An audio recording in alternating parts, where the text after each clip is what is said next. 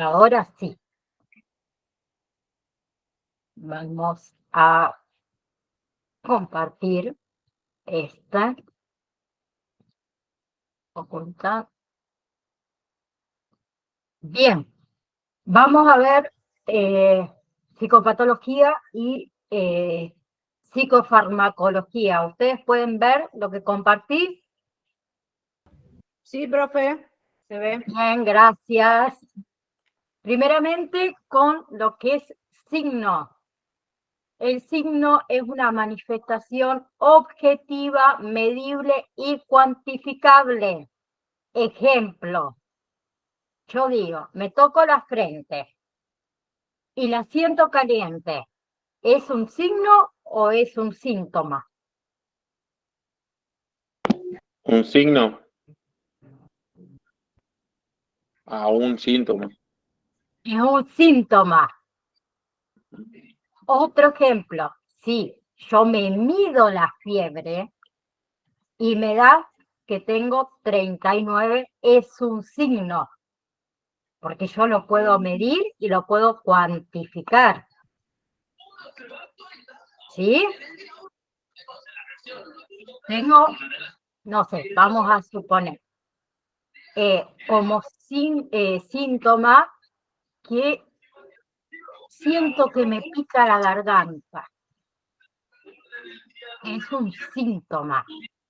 Después voy al médico. El médico corrobora que tengo placas en la garganta y demás. Ya es un signo. Bien. Por otro lado, tenemos trastorno, que es una disfunción en la forma de razonar o de comportarse. Bien.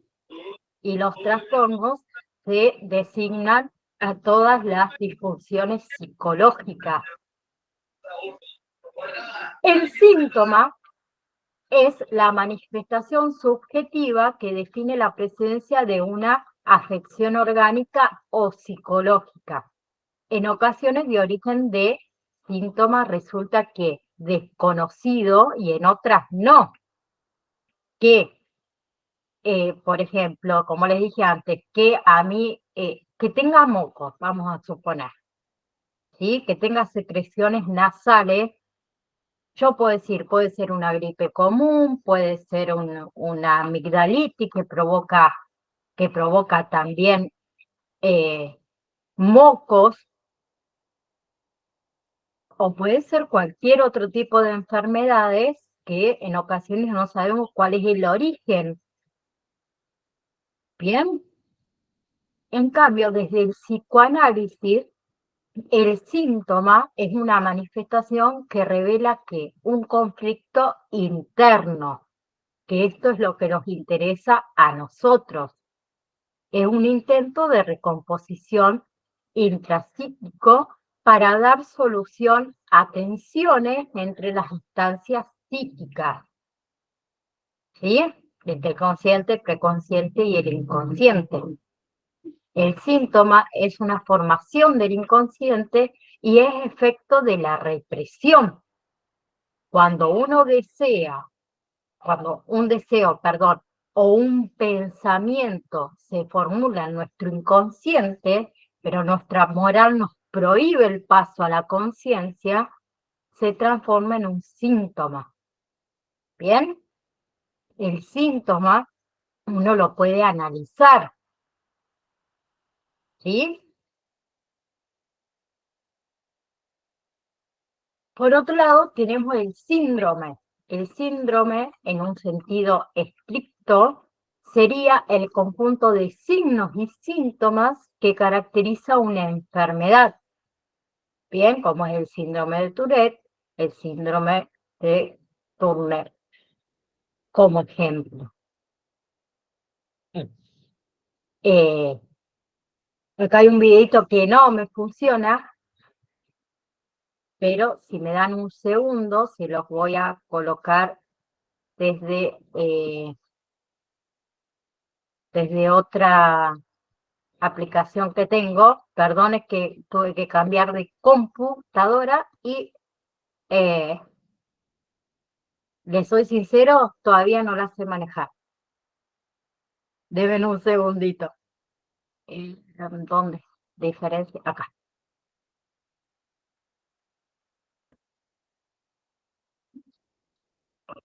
Déjenme que les comparta de nuevo. Acá. Perdón. Dejar de compartir. Les voy a compartir el video desde otro lado. Les pido perdón de nuevo. Ahora sí. Quiero que alguien habilite el micrófono y me diga si se escucha.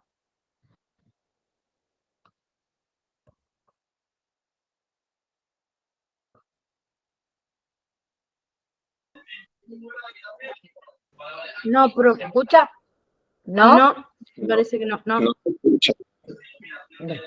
Bien. No se preocupen. Perdón, les pido de nuevo. Se los paso por WhatsApp. ¿Sí? Se los paso por el WhatsApp. Perdón. Bueno, son cosas que a mí me suceden. Yo en tecnología, lo poco que aprendí, lo aprendí dando clases. Soy sincera. Por ahí soy media mala para estas cosas. Perdón. Así que les paso el videito de signos y síntomas. ¿Sí? Perdón. Yo sé que ustedes me tienen paciencia. Bien. Entonces empezamos con psicofarmacología. Bien. Primeramente vamos a ver el sistema nervioso central. El sistema nervioso central está dividido en el cerebro, en el cerebelo y en la médula espinal. El término cerebro se aplica al conjunto de hemisferios cerebrales.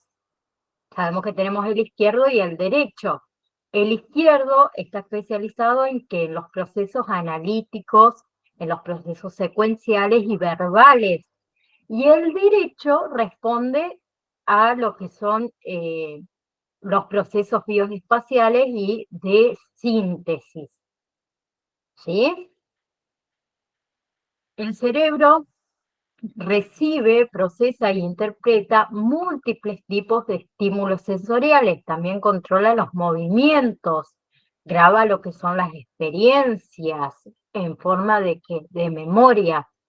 También el cerebro lleva a cabo complicadas tareas que son cognitivas, incluyendo la producción, la interpretación del lenguaje, y es responsable también por nuestro ánimo, por la conducta y por nuestra propia conciencia. El cerebro es un órgano muy complejo que está compuesto por células nerviosas, o sea, por neuronas que se comunican entre sí. Además de neuronas, también tienen células llamadas gliales. Los hemisferios están separados entre sí por una profundidad, o por una profunda, mejor dicho, cisura, llamada longitudinal. Y en esa profundidad se encuentra lo que es el cuerpo calloso, ¿bien? Que es quien los mantiene unidos a ambos lados. A su vez, cada hemisferio se encuentra dividido en 4 lóbulos. Tenemos el lóbulo frontal, que es el encargado de la planeación de las acciones futuras y del control del movimiento. El lóbulo parietal, que es el encargado de la sensación y la imagen corporal. El lóbulo occipital, que es el encargado de la visión. Y el lóbulo temporal, que es el encargado de la escucha, del aprendizaje, de la memoria y de la emoción. Bien, entonces tenemos lóbulo frontal, adelante, lóbulo parietal, lóbulo temporal en un costado, en ambos costados, perdón, y el lóbulo occipital detrás. Bien, el cerebro, como dijimos, controla los movimientos corporales en general, y también los relacionados con la postura, ¿sí? El cerebro se conecta con la médula espinal que le informa cómo están desarrollados los movimientos corporales. También está conectado con lo que es la corteza cerebral. ¿Para qué? Para poder planificar y para poder desarrollar lo que son los movimientos más complicados. Por otro lado, tenemos el tronco cerebral, que se ubica dentro del cráneo y que une al cerebro y al cerebelo. Ay, se me fue el mouse. Y al cerebelo. ¿Con qué? Con la médula espinal. ¿Bien? Por ese tronco cerebral circula todo lo que es la información proveniente de nuestro cuerpo hacia el cerebro y en forma viceversa, lo mismo. En esa región anatómica también se encuentran ubicados ciertos sistemas relacionados con funciones específicas, como es el control respiratorio, el control cardiovascular, el ciclo sueño-vigilia y también la conciencia. ¿Sí? Por otro lado, tengo un juego que si alguno se anima a hacerlo, se debe mirar el gráfico y decir el color, no lo que está escrito, no la palabra. Ejemplo, verde, ¿se entiende? Verde, amarillo, rojo, negro, verde, azul. ¿Quién se anima a realizarlo?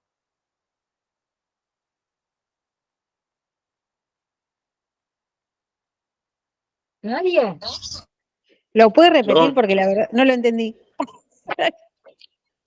yo soy su conejito de India, si quiere.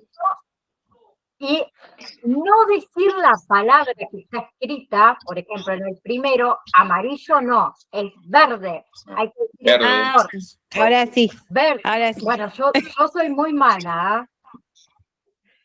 Por ejemplo, verde, amarillo, rojo, negro, verde, azul, rojo, azul, azul, rojo, azul, negro, verde, amarillo, negro y verde. A ver cómo funciona nuestro cerebro. El mío por lo que ven, va como lento. ¿Quién se anima a hacerlo? Si quiere, soy su conejito de India. Ah, Dale. bueno. Verde, rojo, azul, amarillo, azul, negro, rojo, azul, verde, negro, rojo, amarillo, verde, azul, negro, azul, rojo y verde. Azul. Cuesta. Está bueno. ¿Te me quedaste a la mitad? ¿Cómo? Está bueno, para distraernos un poco y poner en funcionamiento nuestro cerebro. Sale todo humo. ¿Bien? Gracias por participar.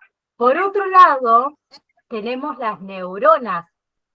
Las neuronas es una célula especializada en el procesamiento, de la información. Y podemos encontrar diferentes tipos de neuronas sensoriales. Son las que perciben los estímulos. Por otro lado, tenemos neuronas interneuronas que procesan lo que son la información afectiva, sensorial y cognitiva, y las motoras, que son las que controlan las respuestas del comportamiento. Una neurona, como ven aquí abajo, tiene un núcleo, ¿sí?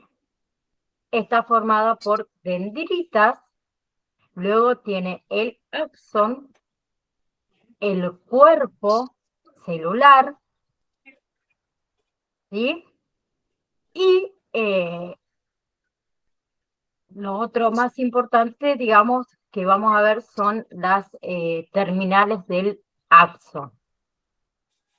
Bien, la estructura entonces morfológica es lo que es el soma, que es el cuerpo celular que contiene un núcleo, ¿sí?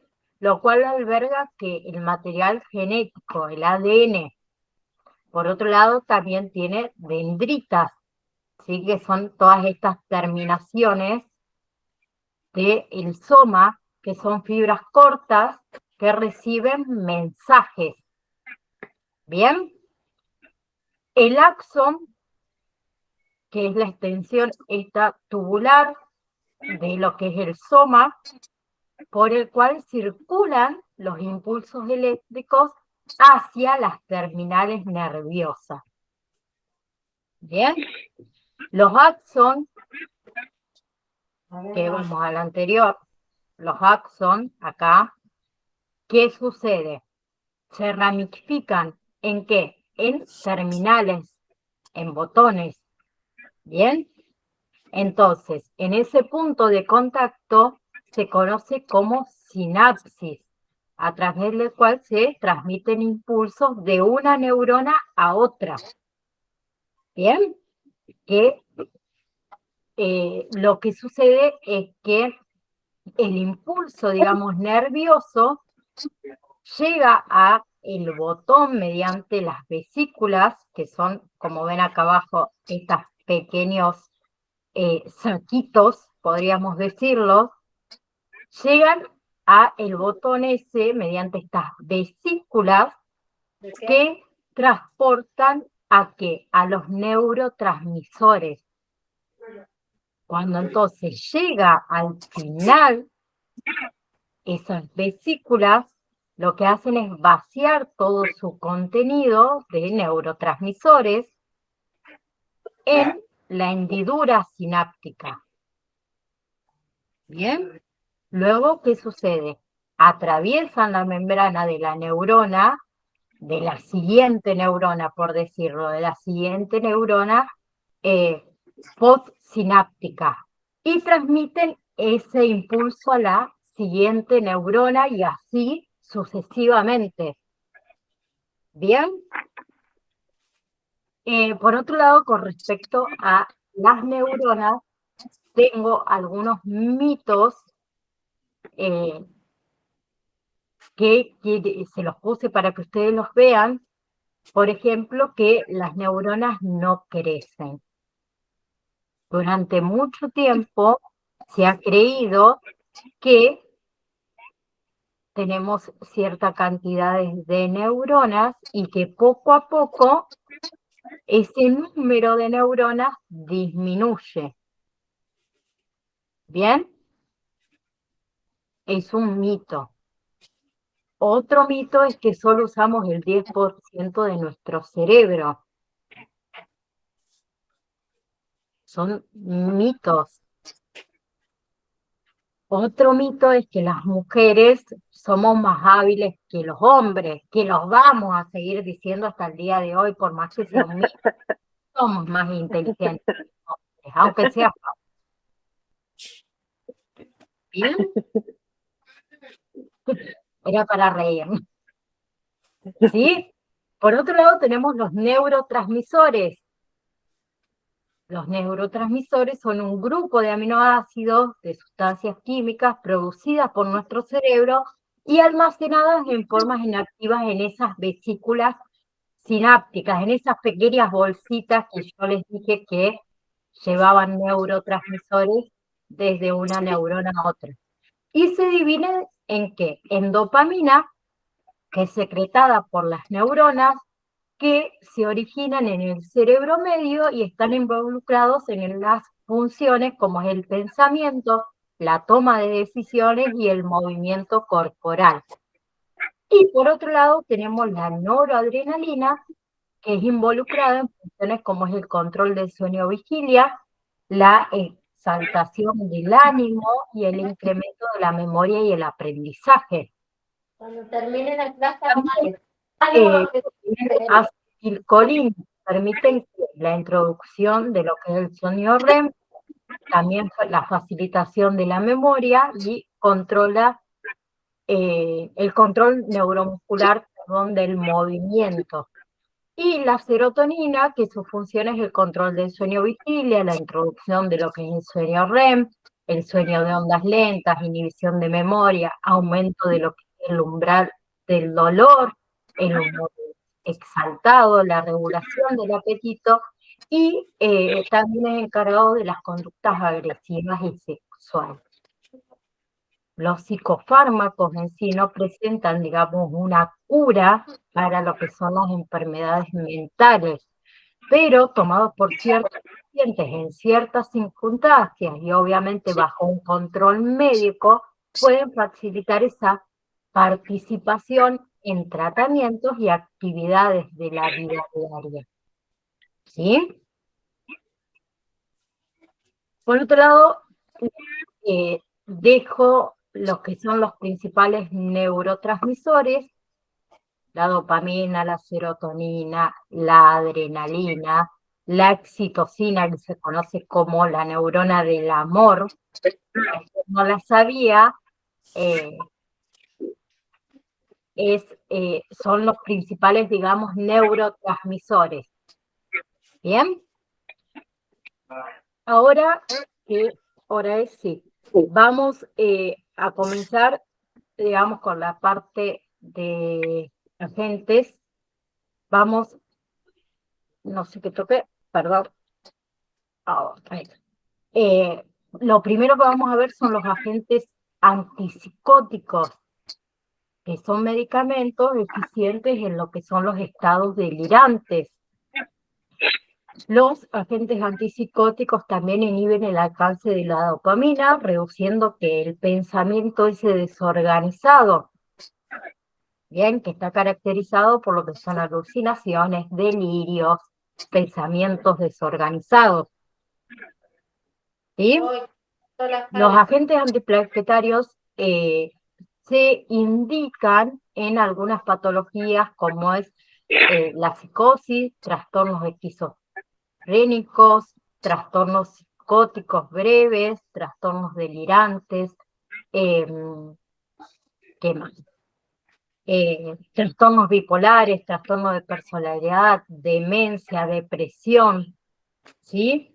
Trastornos obsesivos compulsivos y también están indicados para retraso mental. Como todos los medicamentos también tienen efectos adversos. Entre esos efectos adversos tenemos los efectos psíquicos que pueden aparecer como la indiferencia psicomotriz, la asistencia física y psíquica, y pueden aparecer estados también depresivos en el transcurso del tratamiento con neurolíticos. ¿Bien? Por ejemplo, los neurolíticos, en cambio, tienen otros efectos adversos, como es el trastorno en el tono, las disfonías y movimientos musculares, la acaticia,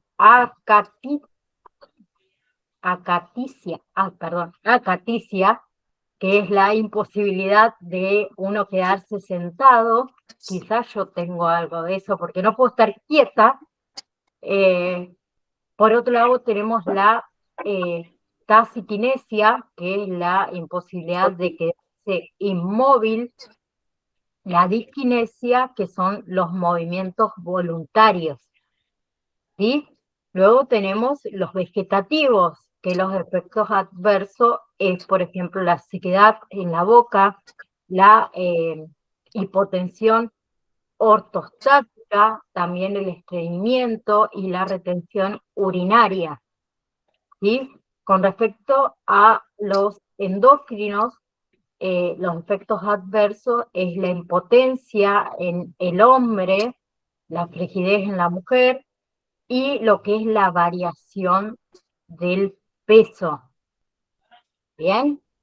Y abajo tenemos algunos ejemplos como, bueno, a ver cuál es el más utilizado, que más se conoce, es la repidona, es el que más se utiliza y bueno, tiene algunos efectos adversos como todo medicamento. Hasta una aspirina tiene efectos adversos. La olanzapina también se utiliza demasiado. Por otro lado, tenemos lo que son los agentes antidepresivos, que afectan a la conducta de los pacientes que muestran alteraciones en los estados del humor depresivo. Y están indicados especialmente para formas de depresión melancólica. Bien, está indicado para trastornos depresivos mayor, trastornos obsesivos compulsivos, trastorno de pánico, trastorno de alimentación, estrés postraumático, trastorno límite de la personalidad o limitante de la personalidad.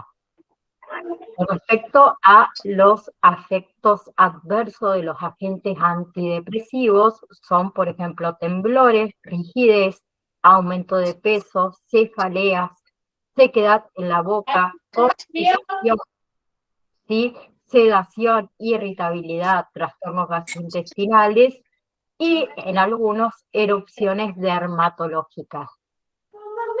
¿Sí? El más conocido como ejemplo es la sertralina. Es un agente antidepresivo. Por otro lado tenemos los agentes maníacos o antimaníacos, antimaníacos, que lo que hacen es que regulan el humor. Y está indicado para lo que es trastorno bipolar, trastorno de personalidad, epilepsia, psicosis, trastorno de impulsividad, trastorno de alimentación, trastorno esquizoafectivo, en adicciones, trastorno de ansiedad y también trastorno de sueño y cefalea. Los efectos adversos de los agentes antimaníacos y la fatiga inicial, la debilidad muscular, náuseas o vómitos, sed, poliuria y temblores que pueden aparecer. Cuando yo hablo de efectos adversos, quiero dejar esto claro, no es que uno por tomar, en este caso, un agente antimaníaco va a tener un efecto adverso, pero puede ser que aparezca. ¿Sí?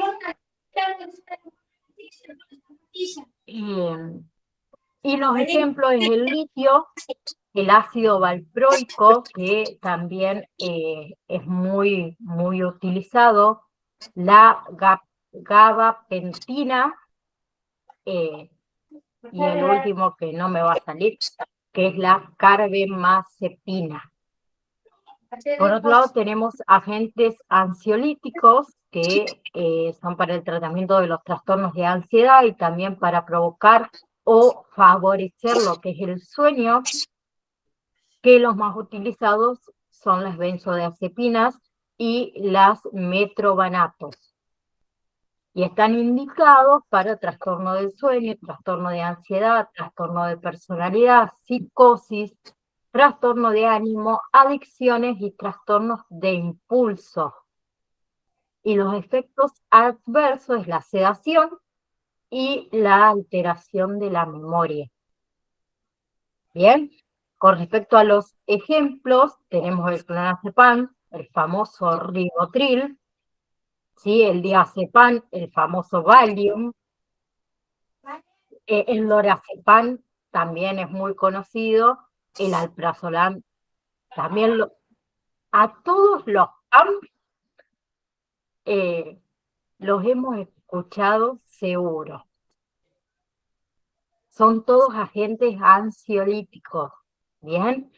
Y están indicados para trastornos de ansiedad y para provocar o favorecer un poco nuestro sueño, ¿sí? Por otro lado, tenemos la psicopatología. La psicopatología es la disciplina que analiza las motivaciones y las particularidades de las enfermedades de carácter mental. Para iniciar a hablar, digamos, de la historia de la psicopatología, es necesario que puntualizar en muchos de los contextos y aplicaciones dadas a las diferentes manifestaciones psicopatológicas de cada época. que están basadas en momentos históricos, en la cultura, en las áreas de estudios o puntos de vista. Y algunos de ellos, como la filosofía, la medicina, la ciencia, la religión, la social, la alquimia, el misticismo, bueno, entre otras, y que han contribuido a el desarrollo como los que son la psicología y obviamente la psiquiatría. Bien, el concepto de lo que es enfermedad mental ha dado un giro al punto que hoy en día es más apropiado llamar trastornados a quienes antes eran conocidos como poseídos, locos, alienados o enfermos. El cambio de concepto se ha dado en función de las doctrinas y tendencias también religiosas, culturales, sociales, fisiológicas, científicas, en ciertos momentos y ciertos contextos históricos. Bien, así que vamos a empezar con la demonología, que es de carácter religioso. Se sostiene que la conducta anormal se puede explicar mediante la operación de fuerzas sobrenaturales, que denominaban demonios o espíritus malignos, ¿sí? Donde la mejor terapia contra ese mal era que el exorcismo, que era aplicado mayormente en esa época, Claro, la noche, así que no puedo que quieran estar con religioso. Bien, ahora son más. también el mejor, Bien. la magia. Bien, en los primeros tiempos de la cultura griega, las explicaciones teológicas dominó todo lo que es el campo de la concepción sobre la locura. Y dentro de esta tradición, la locura era el resultado de la posesión de los espíritus malignos personificados por dos diosas, Amanía y Lisa, que eran envidiadas por los dioses en estado de cólera. Luego tenemos lo que es la época antigua en Grecia, en el año 1550 a.C., los egipcios en sus templos crearon un medio ambiente que estimulaba a los pacientes en forma creativa. Y en lo que es el papiro de Ebers y el de Smith también reconocen por primera vez en historia el cerebro como localización de las funciones mentales. Y ahí descubren que el trastorno emocional, estamos hablando del año 1550 a.C., de la época antigua. Bien, entonces tenemos en Grecia, que es la cuna digamos, de los grandes filósofos de la humanidad, tenemos a Sócrates, Platón y Aristóteles. ¿Sí?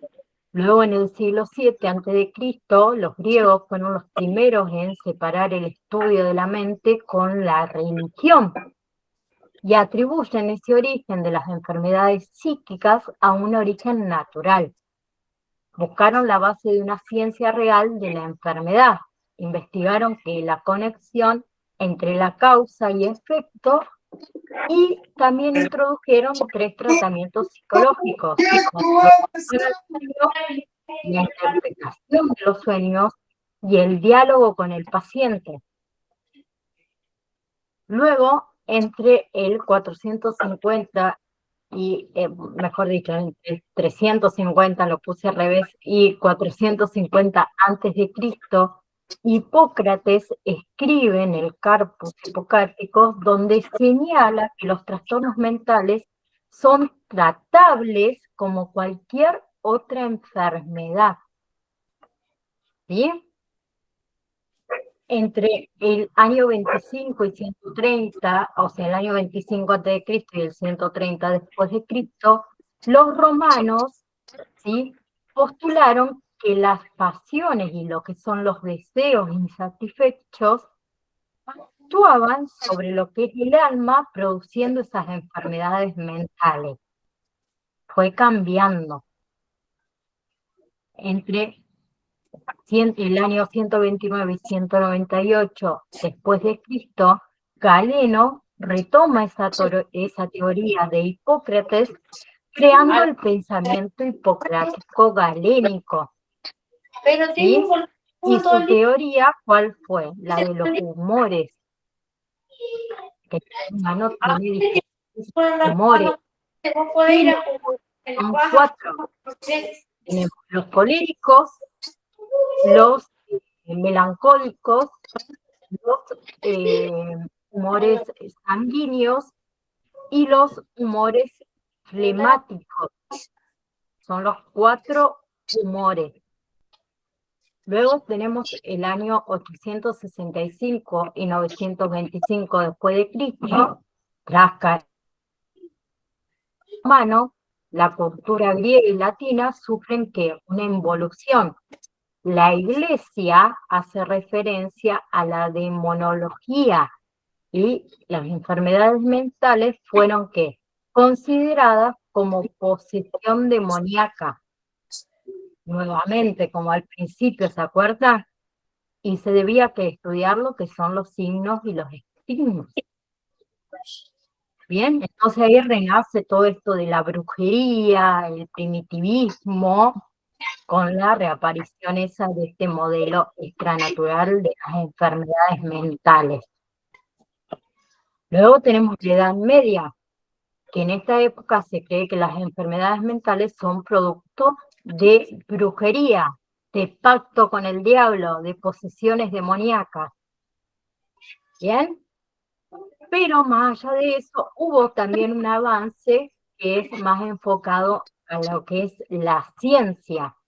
Si bien en esa época se caracterizó por lo que es el poco avance de la ciencia, también hubo pensadores que hicieron unos buenos aportes a lo que es la psicología y la psicopatología en lo que es este periodo. En el año 1247 se un hospital real de Beth, que es el primer hospital que hay en Europa psiquiátrico, ¿sí? Para personas con enfermedades mentales. En el año 1409, me jodió la dislexia, el religioso Juan Sofre,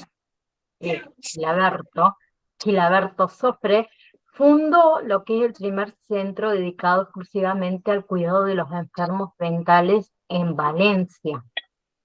Luego, en el año 1493 y 1541, Paracelso, que es un médico suizo, argumenta que la luna, ¿sí?, y no esa posición demoníaca era el causante, digamos, de los problemas mentales, que la luna era el causante de esos problemas mentales, que no había una posesión demoníaca como se creía. ¿Sí? Y esa teoría inspira a lo que es hoy en día esa palabra que decimos nosotros, es un lunático. ¿Bien? En el año 1486, luego los teólogos alemanes, Karl, soy mala para los apellidos, y Spencer, con apoyo de el Papa de esa época, publicaron lo que es el Martillo de las Brujerías, que hace referencia a la conspiración contra lo que es el cristianismo y da lugar a lo que fue la cacería de brujas, ¿sí? Que ahí asesinaron a millones de personas, a miles. La mayoría eran mujeres. Y el tratamiento entonces de aquel entonces era realmente lo que es la tortura, la muerte, ¿sí? Por parte, más que nada era porque ellos pensaban que así podían liberar el alma. ¿Sí? Luego, en lo que es el año 1621 y 1689, surgen dos médicos ingleses, Thomas Willis y Thomas Sindernam. Ellos plantean que la histeria no es una enfermedad del útero, que así se creía en ese entonces, sino que es una enfermedad del cerebro. En el año 1742, Tucker fundó en la ciudad de Nueva York, me faltó una palabra ahí, un centro de atención a enfermos mentales que incluía actividad también de labor de terapia y también de reconstrucción ambiental. Luego, en 1774, el gran duque de Toscana, Leopoldo II, promulga la primera ley de dementes que obliga a tratar con medicamentos a los enfermos mentales. En el año 1800 comienza en Francia lo que es la psiquiatría científica, con la obra de este médico Pinel, que plantea que no hay que formular, digamos, hipótesis, sino que se debe limitarse a observar y a la descripción de los hechos. Comienzan, digamos, a prestarle más atención a la gente con problemas mentales, ¿sí? Y esa contribución era cambiar la actitud de la sociedad en sí ante estos enfermos mentales. ¿Bien? Y las enfermedades mentales se clasifican en 4 en esa época: en manía, en melancolía, en demencia y en indiosia, ¿sí? Y explica que el origen es por la herencia y también por la influencia ambiental. ¿Bien?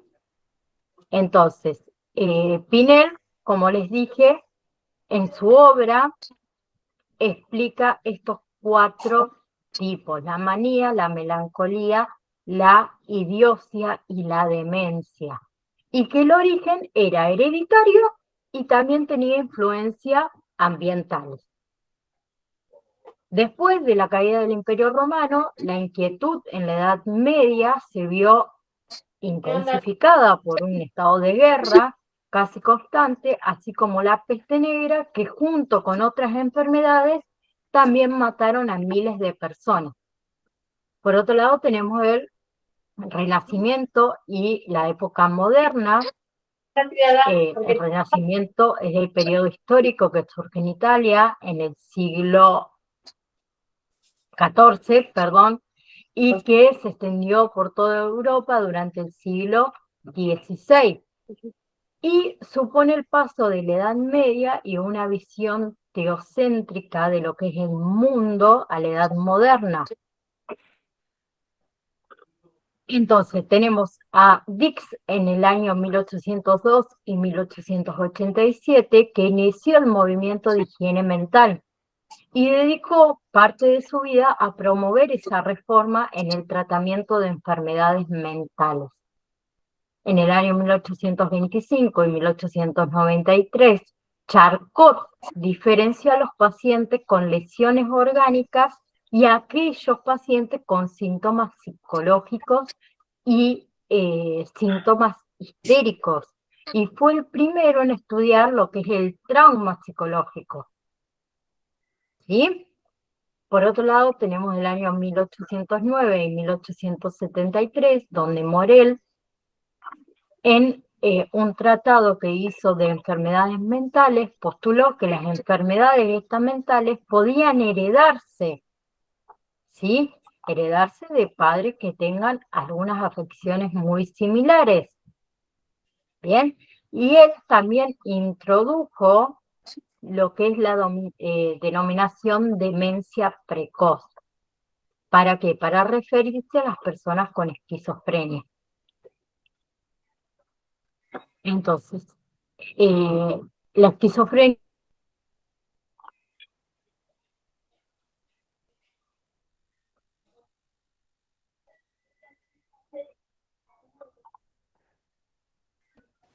bien, hoy en día lo llamamos esquizofrenia. Luego, en el año 1836 y 1909, Lombroso sostuvo que la criminalidad era un fenómeno biológico, era algo identificable por la fisiomanía, y introdujo la Escuela de Antropología Criminal, de donde se desarrollaría después lo que es la criminología. Bien, en el año 1864, Gray tenía una postura que era que la demencia siempre se debía a causas físicas. Por lo tanto, un pariente con trastornos mentales debía tratarse como alguien enfermo físicamente. ¿Sí? En 1896, acá entra Sigmund Freud, que él descubre que el ser humano tiene algo más que la mente consciente y por primera vez crea el término psicoanálisis, ¿sí? En el siglo XX. Luego, en 1820, la teorización de que de una curva para la esquizofrenia provocado por convulsiones en el año 1929, Sackey realiza que las terapias de choque, ¿sí?, que consistía en dar ciertas dosis de insulina cada vez mayor a pacientes hasta que literalmente comenzaban a convulsionar y finalmente caían. ¿Sí? Caían en un coma. Entonces, así algunos recuperaban que la salud mental, experimentaban.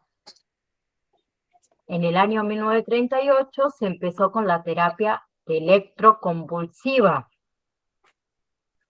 En 1950 introdujeron medicamentos para lo que son trastornos psicóticos graves, como son los neurolíticos, las benzodiazepinas y los tranquilizantes. Luego tenemos la Ilustración, que en esta época hubo muchos pensamientos que eran vanguardistas en esa época, y esto se debió a que al contexto social, donde la Iglesia ya no poseía, digamos, ese poder que tenía anteriormente, y fue evolucionando. ¿Sí? Entonces la fisiopatología sintió ese cambio. En otras áreas también se sintió mucho ese cambio. Entonces, a partir del siglo XVI tiene lugar en Occidente lo que se ha considerado como la primera revolución en lo que es salud mental. El humanismo, que caracteriza el periodo del Renacimiento, establece el centro de interés en el ámbito del hombre, de la razón, de la ciencia y la naturaleza. Y aunque en lo que es el ámbito de la salud mental, las creencias religiosas encuentran, digamos, un arraigo bastante firme que se mantendría todavía durante muchísimo tiempo más. Tenemos a Cornelio Agripa en el año 1486 y 1535, que rechazó, digamos, con mucha firmeza el poder demonológico y escribió en defensa de las mujeres, por lo que se le consideraba un feminista adelantado en esa época a Cornelio. Luego tenemos en 1492 y 1540 a Vives, que él enfatizó en lo que son las necesidades de ofrecer un trato desprovisto de crueldad a los enfermos mentales.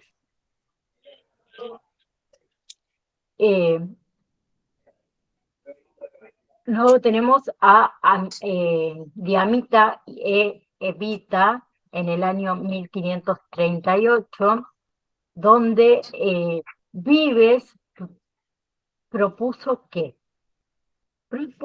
a la psicología una orientación un poco más empírica basada en observación, que se acuerdan que ya la habían implementado anteriormente, ¿sí?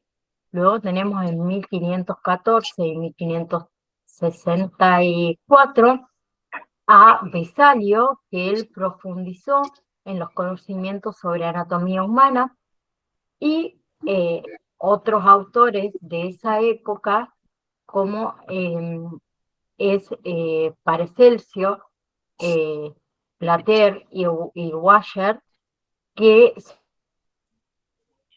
son de los primeros psiquiatras, digamos, de esa historia, de esa época. Ya pasando a lo que es el siglo XVII, el neuroanatomista inglés Williams clasificó la epilepsia, la histeria y la hipocondría entre lo que son las enfermedades nerviosas. Luego tenemos a Siderman, que aplicó por primera vez a la medicina el método inductivo en lo que son las prácticas clínicas, valiéndose de la observación para identificar los diferentes síntomas y posteriormente poder agruparlos en lo que son los síndromes. ¿Sabe? Bien, luego tenemos el movimiento de la... Él fue uno de los líderes en la reforma de estos hospitales mentales en Francia, que se creía que lo que necesitaban era que cuidado humano y también tratamiento, y no estaban errados.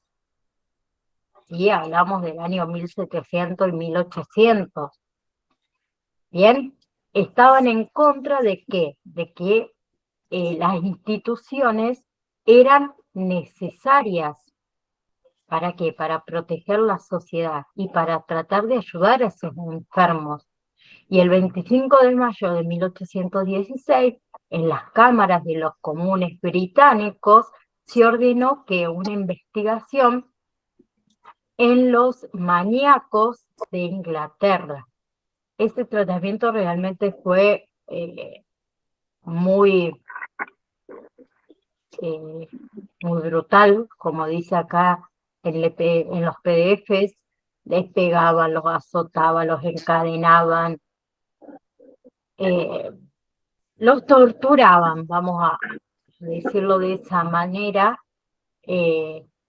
Les provocaban sangrado, les provocaban vómitos para tratar las enfermedades mentales, ¿sí? Luego hubo un tratamiento moral que cambió de enfoque de la manera que se miraban a esas personas con alteraciones mentales, ¿sí? Y esas alteraciones en realidad ocurrían por las presiones externas y hábitos incorrectos, y no porque Dios enviaba esas condiciones. ¿Bien?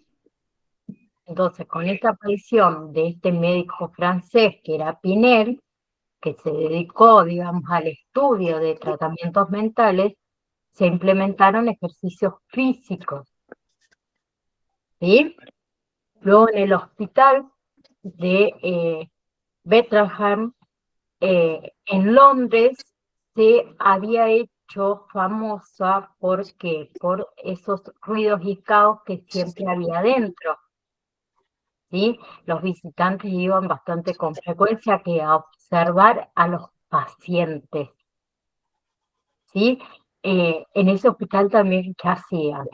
Se vendían boletos, como si fuese una atracción turística, entrar dentro de un hospital a observar a pacientes con algún tipo de enfermedad mental, ¿sí?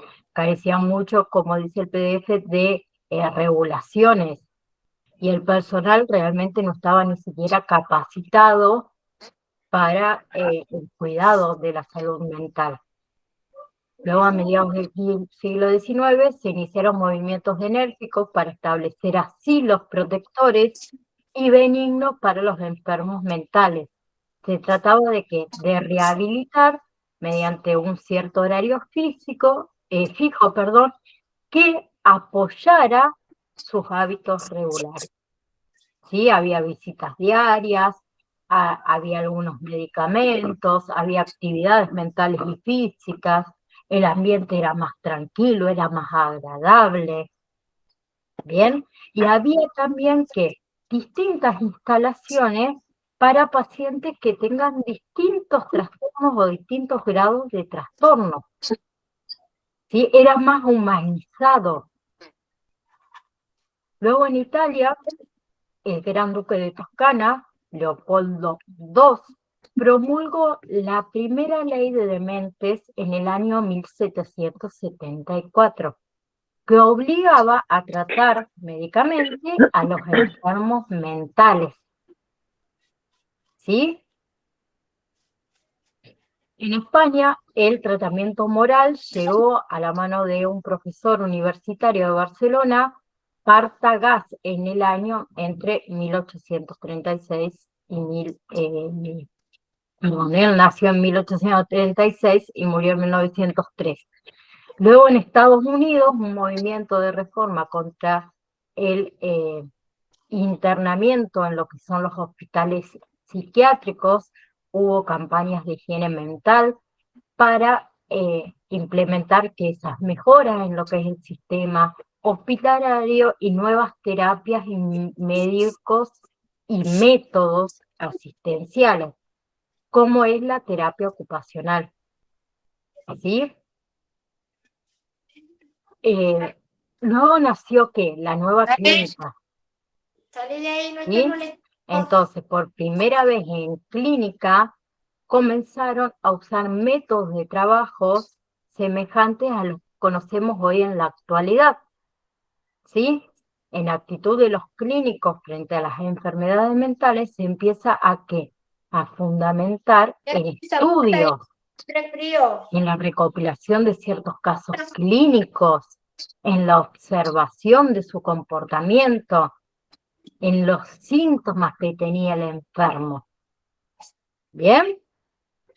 Luego tenemos una escuela en Francia que fue una de las figuras destacadas que dotó todo ese contenido clínico y de observación a la psicopatología, ¿sí? Que hasta el día de hoy continúa dando algunos frutos. Continuó hasta el siglo XIX y XX, a través de psiquiatras. ¿Bien? Durante el periodo, entonces, es destacable la existencia de dos hechos, aunque se escriben en el contexto llamados paracientíficos, y tuvieron recuperación sobre la evolución posterior de la psicopatología. Uno es Mester, que él nació en Alemania y descubrió que el magnetismo animal, y después lo llamaron mesmerismo. Estudió él lo que es medicina y evolucionó en lo que es las ideas y las prácticas en la hipnosis en el año 1842. Y los dos pensamientos es el pensamiento contemporáneo, ¿sí? Que en desarrollo a esas investigaciones nos hemos pasado por diferentes, digamos, momentos de lo que es la historia de la humanidad, y ahora pasamos al desarrollo de la Revolución Francesa, la declaración también de lo que son los derechos universales del hombre y el surgimiento de el paradigma emergente del campo de las ciencias naturales y sociales. lo que correspondería a lo que es la edad contemporánea. Acá en esta edad hubo como un alumbramiento científico, ¿sí?, que se ha identificado con la somatogénesis, ¿sí?, que es aquella tendencia que dentro de la psicopatología tiende a considerar los trastornos mentales y de conductas como enfermedades provocadas por un organismo, por algunas alteraciones de ese mismo organismo. Desde ese punto de vista no existen dicotomía entre enfermedad del alma, o sea, enfermedades psíquicas y enfermedades del cuerpo.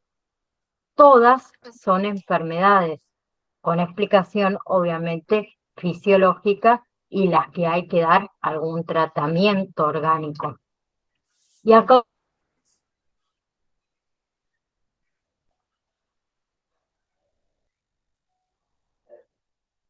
del siglo XIX en el interés por el inconsciente, ¿sí?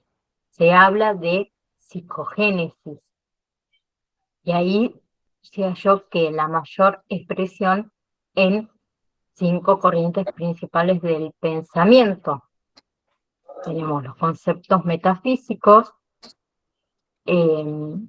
por un lado, y por el otro lado tenemos los conceptos biológicos y conceptos basados en la psicología profunda.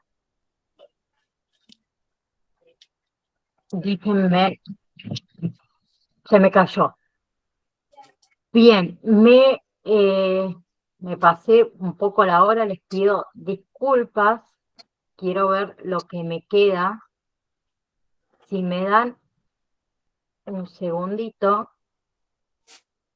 me queda muy poquito, solo me queda siglo XIX y siglo XX. No es muy poquito, son como 15 hojas. Vamos a dejar para la próxima clase lo que es siglo XIX y siglo XX, no, es mucho, perdón. Voy a dejar de compartir a donde estoy. Ay, se me fueron. Hola. Hola, hola. Hola, profe, Hola, nosotros te profe. vemos. Ah, ahí está. Hola. Se me ha ido la imagen. Yo estuve compartiendo y ustedes no estaban viendo. Sí, profe, Sí. yo estoy escuchando. Ah, me asusté ya. Dije, nunca les compartí la imagen. Perdón. Les decía que me queda ver siglo XIX y siglo XX, que no es poquito, que lo vamos a dejar para después de las vacaciones. Acuérdense que la semana que viene tenemos vacaciones, no hay clase. ¿Sí? Así terminamos de ver la historia de la psicopatología, que es larga y sabemos que es densa. ¿Sí? ¿Puede ser? Profe, ¿Qué pregunta? semana- No hay preguntas. No, mentira. la Sí, semana que decime. viene solamente, no Solo- hay clase. Solo la próxima semana, así que a ponerse al día con los exámenes. Bueno, chao. Digo, yo lo tiro ahí como para el que quiera agarrarlo así como muy... Yo me puse el día ya, profe. Ya está, no debo más nada. ¿Vieron? ¿Vieron? Así hay que hacer, Me ¿no? Como retaste la otros clase por ahí que pasada, andan así que ya está. Me puse el día. ¿Viste? Se me tildó la compu. Bien. No es el internet que anda mal acá. Sí, Romy, decime. Te hago una consulta. Si uno no aprueba el examen, el recuperatorio tampoco. ¿Qué pasa?